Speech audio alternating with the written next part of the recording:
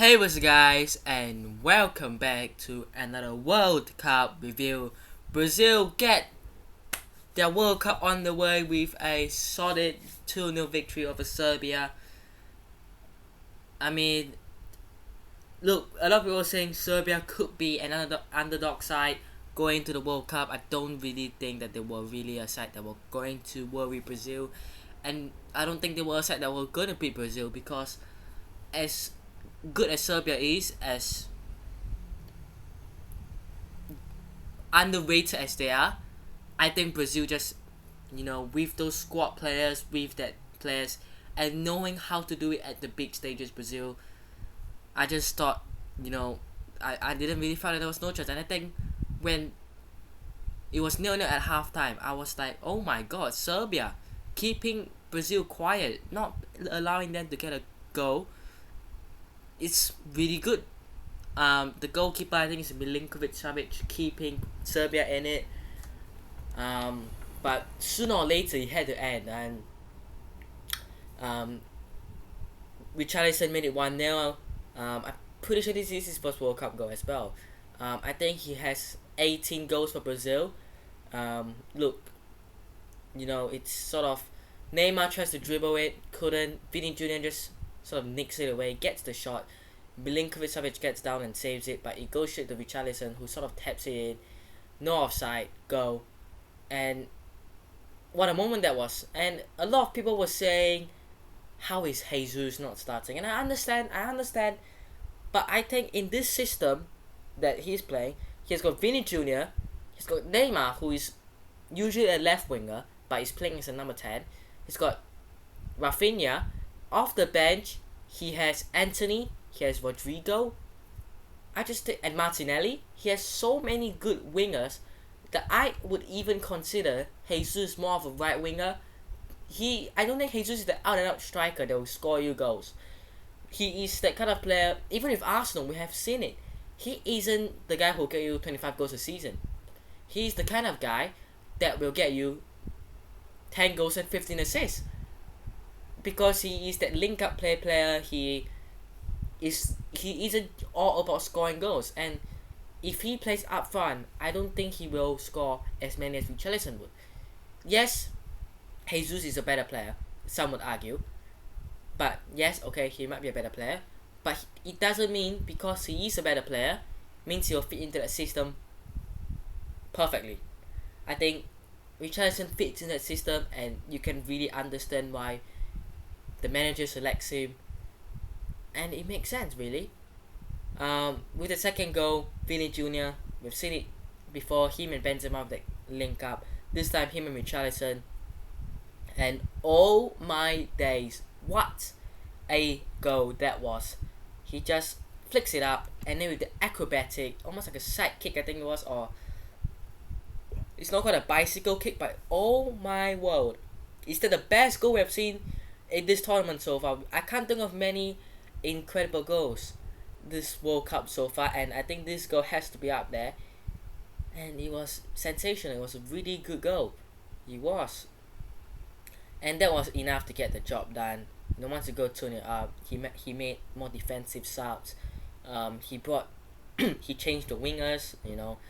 Vini Jr. off for Rodrigo, Rafinha off for was it Martinelli? I think it might have been, or I don't know who.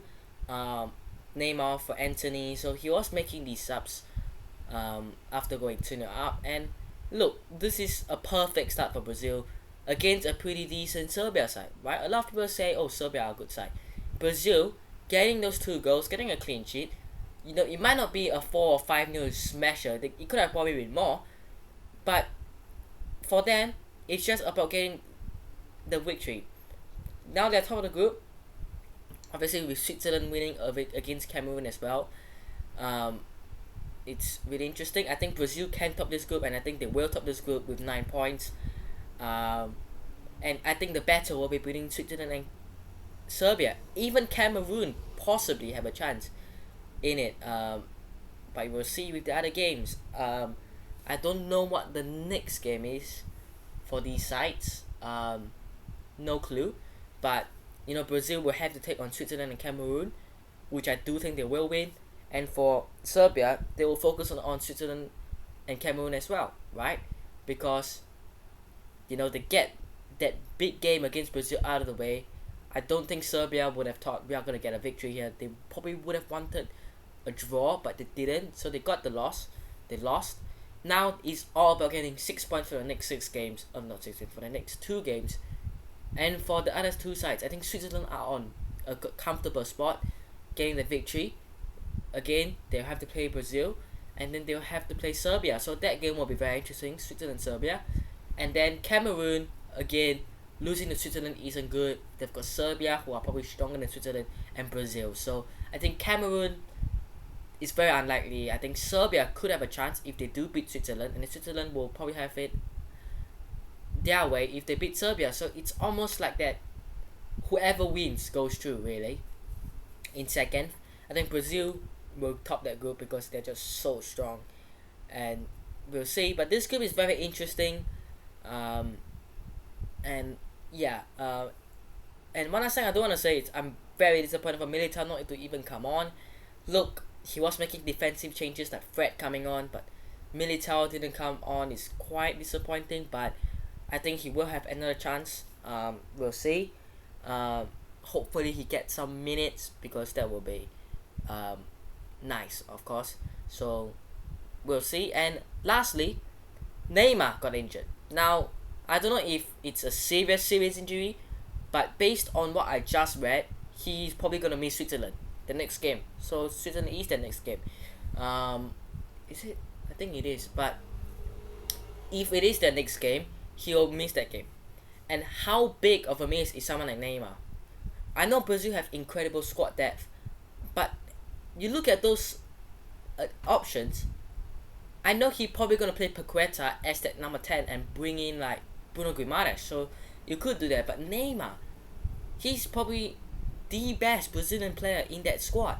Losing Neymar is like Messi gone. I mean, look, a lot of people mock at Messi and Ronaldo, but their presence there, and they're still big game players. It's like Argentina without Messi and with Portugal without Ronaldo. I know they are probably past it. They're probably at the age where they are not that important anymore. But you can't deny the fact that Neymar is huge for Brazil. If there is no Neymar, if he isn't fit, I don't see how Brazil are gonna win it. I just don't. I think Neymar is huge. And he got injured. It was a nasty tackle, and we are seeing it more and more with these Brazilian players. Neymar has been getting it for years. I can't deny that. But Vini Jr. has been getting it for 2 seasons now. Last season and this season. But this season has been worse than before. These Brazilian players are getting absolutely taken out. And the referees has to do something about it. Some of these tackles that I'm seeing are absolutely shocking. Like, these tackles can literally break a leg. It is that shocking. The referees have to do something about it. They have to give out cards, warnings, whatever. They have to do something about it. A lot of these times, right, I was watching a couple of tackles between Portugal Ghana where the referee let it go. I was like, okay, fair enough. But in the other World Cup games where I've been watching, they've given the decision for a penalty or free kick or foul on one, and then the next one it's not given. It's contradiction. If you're gonna give a penalty or a free kick for this one, the next one that is pretty much similar to the first tackle is not given. How is that fair? How?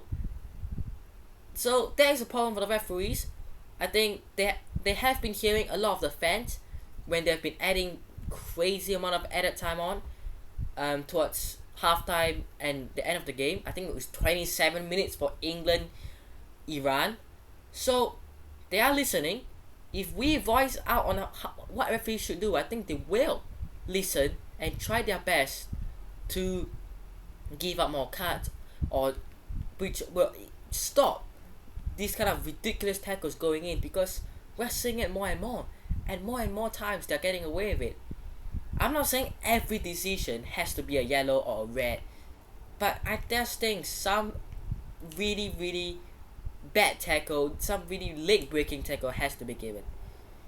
But that'll be it for today's review between Brazil and Serbia. Hope you guys have enjoyed today's review. Hit the like button if you guys did. Subscribe to the channel if you guys aren't already, and I'll see you guys in the next one.